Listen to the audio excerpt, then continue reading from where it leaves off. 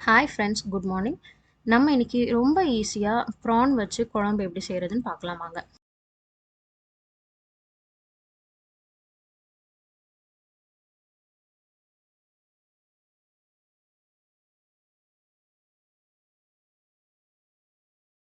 நல்ல சுட சுட ஒயிட் ரைஸில் இந்த ப்ரான் குழம்பு ஊற்றி கூடவே ப்ரான் தொக்கு வச்சு சாப்பிட்டிங்கன்னா ரொம்ப டேஸ்ட்டாக இருக்கும்.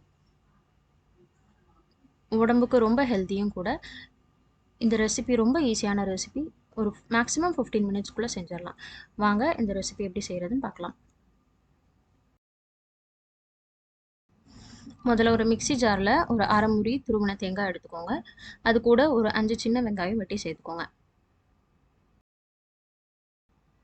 இப்போ இதில் லைட்டாக தண்ணி சேர்த்து இதை ஒரு பேஸ்ட் மாதிரி அரைச்சி எடுத்துக்கோங்க.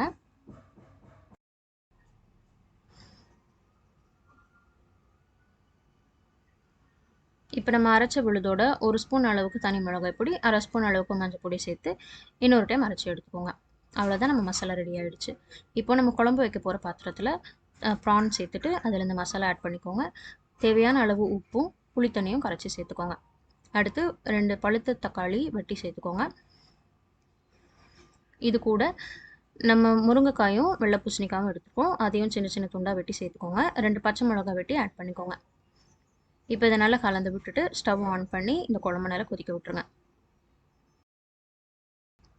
ப்ரான் ரொம்ப நேரம் கொதிக்க விட்டிங்கன்னா ரப்பர் மாதிரி ஆயிரும்.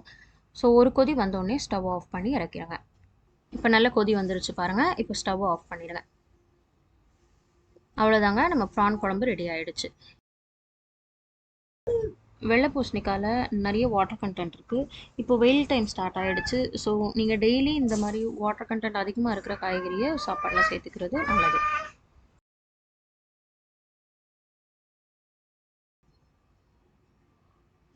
இந்த ரெசிபி கண்டிப்பாக உங்களுக்கு பிடிச்சிருக்கும். வீட்டில் ட்ரை பண்ணிவிட்டு எப்படி இருந்துச்சுன்னு கமெண்ட் பண்ணுங்கள்.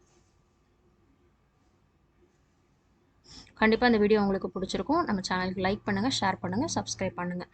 தேங்க்ஸ் ஃபார் வாட்சிங்.